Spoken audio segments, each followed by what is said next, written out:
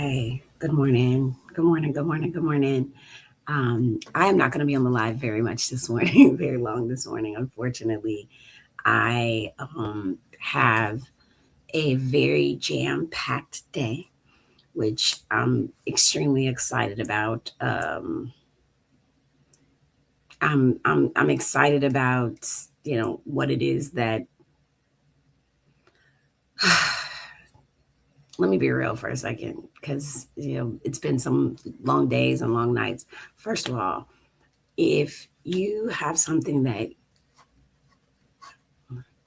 if you have something that you want to do for yourself, you need to go ahead and do it. Go ahead and do it. I'm just now getting back from session, and something that I've been wanting to do since I left was like figure out how to be able to work on my fitness and hold all the things in hand. And it has been a challenge. Like, it's been something that I don't know. I just trying to find a way back to being able to do it. And here we go. Um, Here I am. I feel like I'm in a place now where I am able to hold in hands the things that I want to do up against the things that I need to do. So, good morning, Mr. Little. So, I'm just today encouraging you, whatever that thing is that you said you was gonna do, just go ahead and do it. Do it. Time waits for no one.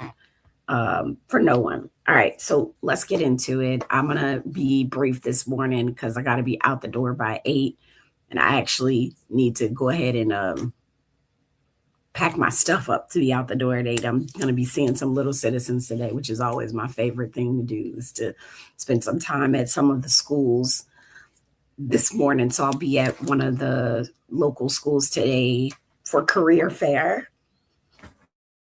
They always do this. It's a lot of schools are having their career fairs and things like that. So I'm really excited to spend some time with the little citizens. Mr. Stephen, Mr. Little, I see you need to talk to me. I think you have my number. I'm not sure, but if anything, you can message or whatever works for you. Let me know. Okay. Let me know. But I really am saying do that things. I was thinking this morning that maybe if you guys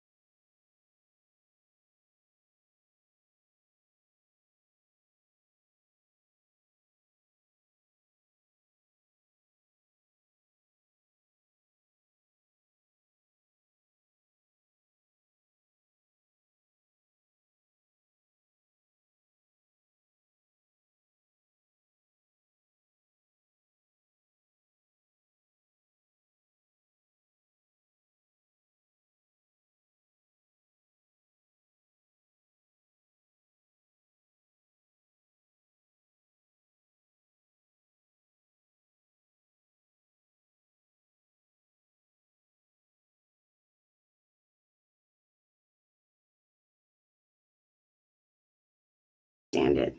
I can't stand it. Anyway, I'm connected now. Sorry. Whatever that is, whatever that was. I'm just gonna use my hotspot and get at it, because that's what we're dealing with today. that's that's what we're dealing with today. So what I really wanted to say was what time is it for you? Like, I know, like, I'm like crushing on time. I feel like I'm like really, and I don't mean like what time is it, like the time on your phone or your calendars or your obligation. I mean,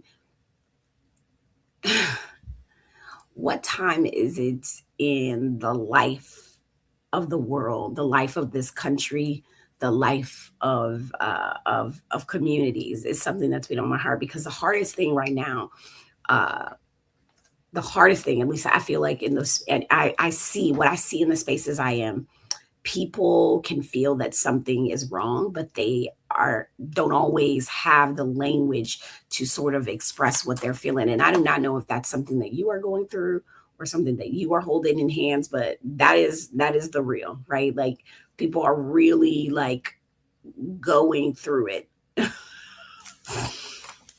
And so I want to offer something. I do in this time. We are living, quite frankly, in through a period of like overlapping crisis, and we are living through active wars, mass displacement. We are living through a democratic decline in many parts of the world, including these United States. We're living through economic uncertainty and trade instability, and we're living through climate stress that is no longer theoretical. I'm looking at what it's going to be. We're living through an information environment where confusion travels faster than clarity. And I'm not exaggerating. I'm just like something we call in the military is finding ourselves in a place that we are having situational awareness. And so if you feel heavy, distracted, tired, angry, or like your spirit has been working overtime just to stay balanced, necessarily mean that there is something wrong with you. It just means that you have an honest reaction to the times that we are in. And that, I think, is the educational part. So let me put this on a timeline for you, right? Because again, I know the active wars, the democratic decline, the economic uncertainty, the climate stress, the information environment where you just don't know what is what. I'm going to put this on a timeline. So in 2020, the whole world, right? Just like hold this in your spirit, because this is like a weight that I think we're all dealing with, and everything that we're dealing with is got its own set of challenges. Got its own set of challenges.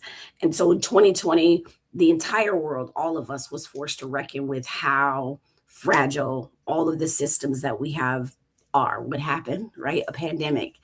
And that pandemic that we all went through exposed how quickly public health, work, school, caregiving, the government's capacity can be like stressed all at one time.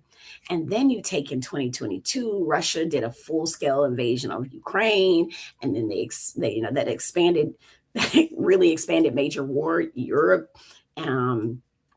War over there in Europe, and it accelerated this broader sense of like geopolitical. And I really need us to put that word in our vocabulary. Geopolitical is a word that I think everyone should have in their vocabulary and understand it. The geopolitical instability, it is still with us now, and it's been said that the war in Ukraine is one of the major reasons military spending has surged. And then you go to 2023, and then there's a war in Sudan, and that began and became one of the world's most devastating humanitarian crises, if you were paying attention. By the mid 2025, human rights folks said that the main driver of the global displacement remained with large conflicts like what was happening in Sudan and Myanmar and Ukraine. But then in 2020, so like this is just since 2020, and then in 2024, there was a global military expenditure for us. It rose to like the global people are spending over $2 trillion, or 2.7 or something like that. I think I read 2.5, 2.7, the highest record ever, and the sharpest rise year on year since the Cold War. And I know that it's like, why do I care about this? But it signals the kind of world that we are in right now. Right now. Right. And in 2025, these folks, the Freedom House, it was, I can't remember who it was, but reported that in the 20th century, reported that 20th, the 20th consecutive year of decline in global freedom. The 20th consecutive year of a decline in like global freedom. And that's why I started out, but like, you may be feeling something right now, right? 54 countries saw declines in political rights and civil liberties. We are one of them, while only like 35 improved. And that tells us the strain that is on not just democracies, is not isolated. It's not just us going through it. And in some ways it is not accidental. And we look now also in 2025, there were a number of I'm going to say forcible displacements of people worldwide. That's what I'm going to say, because of, the shit that we're doing here in these United States, like over 100 million or 120 million by the end of April. And that happens when there's conflict, when there's repression, when there's instability um, on humans and human bodies. And on top of all of that, right? When I said, if you're feeling this thing, what time is it? Where are we at in the world? Just getting situational awareness of why I feel so happy. On top of that, 2025 was the third warmest year on record in the last 11 years, that have been the 11th warmest years on record. So even the physical environment around us is telling us that the old assumptions that we had don't hold any longer. And so when people say, why does everything feel like, why does everything like feel like it is just so much right now? That's why. It is not, the looming that you have is not imagined. It's the fact that we are living in a historically dense moment. And instructionally, when the world gets unstable, people often do one of three things, right? And in my experience, people often do, one or three of three things. They panic, they get numb, or they start waiting for a goddamn hero. Um, but what I hope that the mature citizenship does is ask something else of us. We are in a time where the more mature citizenship, not like some of the folks on I love YouTube, right? It's just the weirdest people get up to do the weirdest thing. Go to bed. If y'all can see what I'm seeing on YouTube right now, it's just like, just go to bed. Find something else to do. Anyway, so the mature citizenship asks us to get organized, get informed, or get connected, because if the pressure of this time is fragmentation, then the assignment should be connection, right? The fragment should be the assignment should be connection. And if the pressure of this time is confusion, then the assignment should be clarity. um and if it feels like the pressure is isolation, then the only answer to isolation is community. Community is not just this comforting word. At least to me, it's not. Community, it can be its own strategy for public safety or for civic. It could be a civic strategy. It can also be just for emotional survival. Community is how we share information and share resources and verify what is true, because we are in a time where that has to happen, where we can protect each other and remember that we are not alone. I'm going to pause for a second because there's actually something um, in the comments. The United States did just vote against condemning the transatlantic slave. This should speak volumes to the morals of the leadership. Yeah, I concur. When I saw that, I said, that if anything, um, why, if anything, I'm thinking about, because that was due the vote. I can't remember through the vote was through, it's like, why did we take so long to do this? Right? Um, it, in my mind, I again, I can't remember or I remember reading the headline that's saying the United States did just vote against condemning the transatlantic slave trade. But why in the world did the world take, why in this moment did they decide to do that? I am very grateful that they did, but I kind of want to process is like in this moment. Uh, and I think it's because the United States may be showing the weakness that we are at right now. Leadership wise, that maybe it was a time where they could say the quiet part out loud. The thing that I need folks to understand too is sometimes the United States isn't the good guys. you know, sometimes we're not the good guys, and that's real. That's real. So just kind of have to hold that in hands. Um, yeah, just have to hold that in hands. And I have to get off of here because I got to do my thing. But here's what I want us to understand. First, I want us to tell the truth about the times, not be dramatic or algorithmic, because that is the thing too, like the truth. We second, we have to get real local right now. And I mean that. I need you to take the charge of knowing your neighbors, knowing what's happening in your city, knowing who has needs, knowing who has skills, knowing who has wisdom, uh, which and getting an understanding of which institutions serve people and which ones are not. That's not only that's a selfish thing. That's helpful for me too, but it's necessary. The third thing I believe we need to do right now is build a practical community, not just like, how are you practical community? I mean, like systems of care and connection.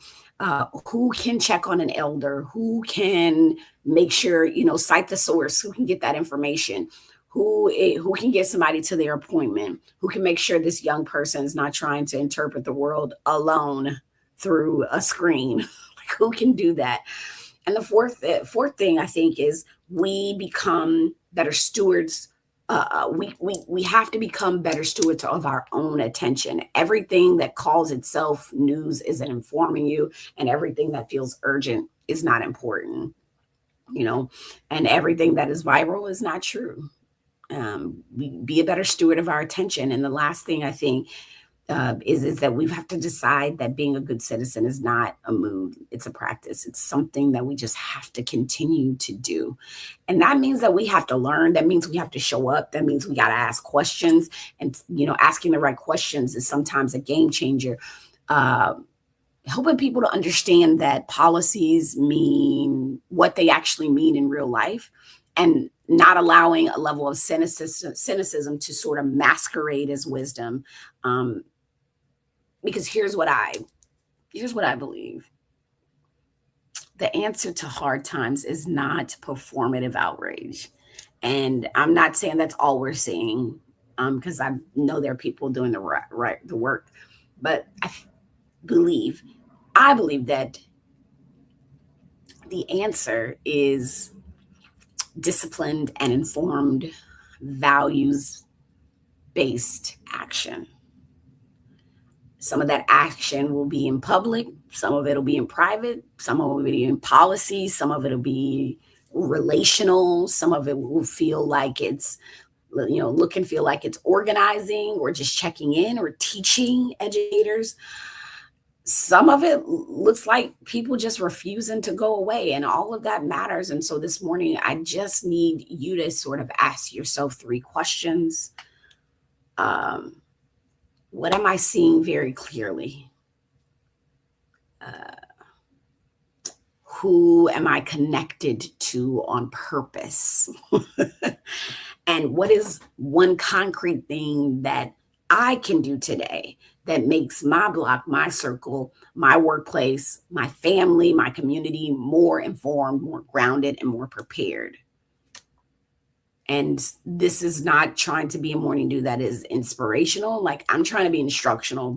This is for real, not all about emotions, but sort of an orientation, like, learn, link up, do your part, because these are serious times, and serious times require serious people. Um, Not joyless people, because remember, part of my mission statement is about joy, not joyless, not fearful, but like serious people, because I can tell you, I've been dealing with some deeply unserious people. Okay, people who will tell the truth and still be able to build. That might be you. People who can see uh, danger and still choose discipline. Um, and I can tell you, discipline is relative. I've heard people say you need to be disciplined, and it's like, yo, uh, not a robot. That's not what I do. But I define your discipline, and people who can name what is happening and refuse to surrender their own humanity. That is the work. That's the thing. That's the morning dew. Guard your attention, y'all. Build your people, strengthen your community, learn what's happening, help somebody understand it, right? I need us to stay human, because I'm finding myself being real unhuman. But I do have to get going, and I did want to, like, ping on. Let me see what we got here. Yeah. Um,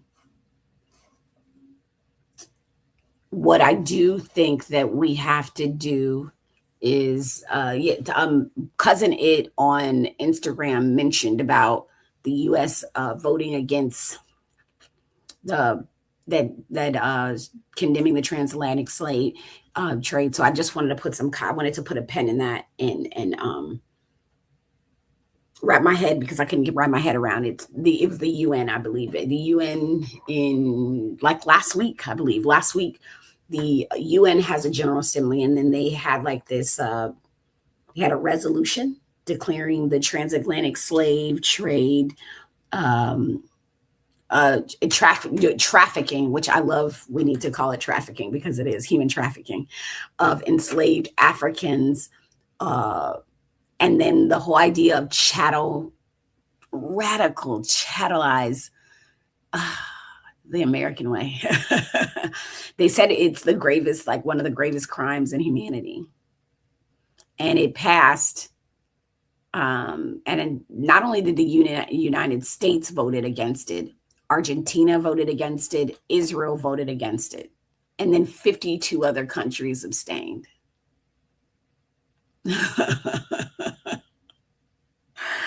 And so what's unfortunate about this is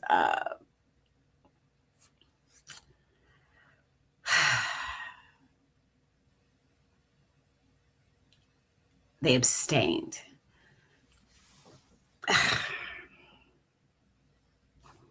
It is really nice to have the world formally name and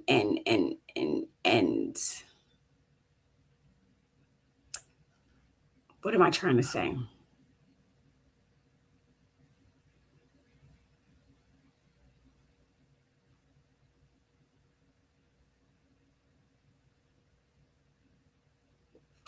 The world, I appreciate the resolution. I do. I, just like you, are asking, like, I froze because my brain is trying to compute this. I Mine was confused about the why now, because I know this has been building for a while, and there's been some broader international, and a broader sort of international push from Ghana and the African Union and other reparation advocates to move from like this symbol of remembrance, to like formal legal moral recognition. Right? It happened. That vote actually happened during the UN's annual remembrance period for victims of slavery this year, but the push was stronger and more explicit. With Ghana was the one leading the resolution, and the African unions were, sort of more moving towards a reparations agenda. So if you guys are on, trying to understand, and this is again geopolitics, knowing what's happening on the go. I think that cousin Id's instincts to talk about this matters right now. Part of it, maybe because again, the U.S. it has been this moral authority and is not as unquestioned as it once was. And when other powerful country, when a powerful country appears politically divided, and we are diplomatically thinner, and less able to control a narrative, we cannot do that. I can tell you we've been really great at that, which is why we've appeared to be the good guys. Other countries that quite frankly would seize the moment to open the pressure on the truths that have for a long time just been unspoke of. They've been muted, and that part, I think it's an inference. But it sort of fits with that larger language of accountability, while the people who are against it, and again, my brain was like blue screening on it, the opposition and the abstainers were widely understood to be worried that this could strengthen the groundwork for reparations claims. Because remember, well, that's what the African Union in CARICOM, they are on this kick of advocating for reparations. Yeah, and I think I think sometimes the United States again is not the good guy, or let me say this more diplomatically. I think the United States has often told the world about freedom that it did not fully practice. And this vote kind of exposed that gap. And I don't think it's anti-American to say that. I think it's historically literate. These United States were built inside a global economy that was shaped by enslavement. It benefits enormously from that system and often has resisted the full accountability of that history, of that story. The UN and its own officials have for a long time described the transatlantic slave as a crime against humanity. But this 2026, this resolution raise the stakes by calling it the gravest, right? And if you deal with national security, for me, it's like TSSCI or top secret material has the gravest effect on our national security. So they're saying it's the gravest crime that against humanity. And by linking that memory, and what they're doing, they raise the stakes because they linked that ideology more directly to justice and reparations, right? And so when they declared, right, when that vote last week, I think it was last week, cousin, you'll have to tell me, that vote last week, the United Nations declared it as the gravest crime against humanity. That was beautiful. But the fact that the United States voted no, that should make us pause, because America is uniquely evil. Well, that was a Freudian slip. It is not because America is uniquely evil. It's because America is often deeply unwilling to tell the truth about itself. And if we cannot tell the truth about what built the modern world, when will we? The question, I think, is when will we? If we cannot tell the truth about what built the modern world, then we're going to just keep mistaking power for goodness and dominance and for moral leadership. And that is why, thank you, cousin Ed, for bringing it up. Historical awareness matters. When you know the record, you can stop assuming that the most powerful actor is the most righteous one. And you can understand that democracy or your system, whatever you're in, your job, whatever, requires people, citizens, who can distinguish patriotism from propaganda. And and love a country from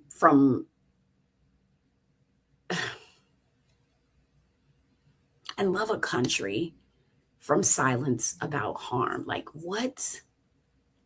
When national leadership, and this is what I feel like, um, connecting all of this together, when the national leadership is morally inconsistent, local communities become even more important. Yeah. That goes back to what I was saying first thing this morning. Like, we need people who know history. We need people who tell the truth. We need people who help other people interpret what they're seeing, because the people are trying to interpret it. The confusion that we're feeling right now is not an accident. Forgetfulness is also political, and isolation makes people easier to manipulate. you know so yeah, yeah, I don't know. It's, for me, it's like, what do we do now? What we do now. I'm looking at some of the comments, and I do got to get moving to these kids. Yeah, get to work instead of saying I don't. That say they don't fix this. Yeah, they don't understand. Yeah, I'm tired of they. I have defined a they. I'm trying to make sure that when I say they, that I define who that they is. Um, but like, it's a local thing, man. Good morning, Sierra. Yeah, I think Mark Carney laid it out pretty clearly. Now we're just picking up the pieces that Trump is blowing up, pun intended, pun intended. Yeah. And he just said some stuff about, it's hard when you think some of this stuff is super hard. Good morning, Mr. Bilal. So good to see you. Cousin, it says the current benefactors of the transatlantic trade will frame this as a historical event rather than a generally impacted continuing of events that has evolved. Yes, the identity of criminality with the 13th Amendment. And if you don't know the 13th Amendment, it's, was supposed to end the enslavement, with the exception of a crime. America, Argentina, Brazil had a unique experience with breeding slaves, which started their industrial revolution. This is the fall of power accrued during the era. Cousin, it says over there. Yeah, yes, yes, yes, yes. It makes it very difficult. So what I want you to do with that, I think what I want you to do with that is, like, we do need historical literacy. We need people that understand history a little bit better and can share it. We need more moral clarity. We need to not confuse power with righteousness. That is, can I say that again? Because that is real. We need to not confuse power with righteousness. And we just need people to help people. So if you're able to interpret things, please, please, because the headline was a mirror. Tell the truth about history. The history is still controversial, right? And that is wild. It sort of reminds me that denial doesn't just live in our textbooks. It is in our policy. And it should remind all of us that being a good citizen means being educated enough to recognize when your own country is wrong. So we need to learn more. We've got to not be manipulated by easy patriotism kicks and these very shallow, quite frankly, shallow narratives. We have to build communities where people can really process what's happening honestly and with discipline, and practice citizenship. We used to give out citizenships rewards in school, but practice citizenship that's rooted in truth and not in myth. This is about knowing the moment that we're in, knowing our history, knowing the difference between power and principle, because those are two different things, and then go build a community that can hold people steady in times like this. We need more people. We need more community, because that headline, and thank you, Cousin It's, for bringing it to our attention. That headline, and all headlines, sometimes these headlines are not, they're not simply information. They can provide some level of instructions, and this week's instruction is very simple for me to you. Or build community, learn history, tell the goddamn truth. Don't confuse America power with America innocent. Well, yeah, yeah, yeah. Don't confuse American power with American innocence, right? Build community with people who can think, who can feel, who can act clearly. That is how we meet this moment. Let's meet it. Okay. All right. Sending my love to you. All right, I got to get going. I'm supposed to be at the school in 15 minutes and I don't have a thing packed. All right, be well. Take care of yourself. Bye.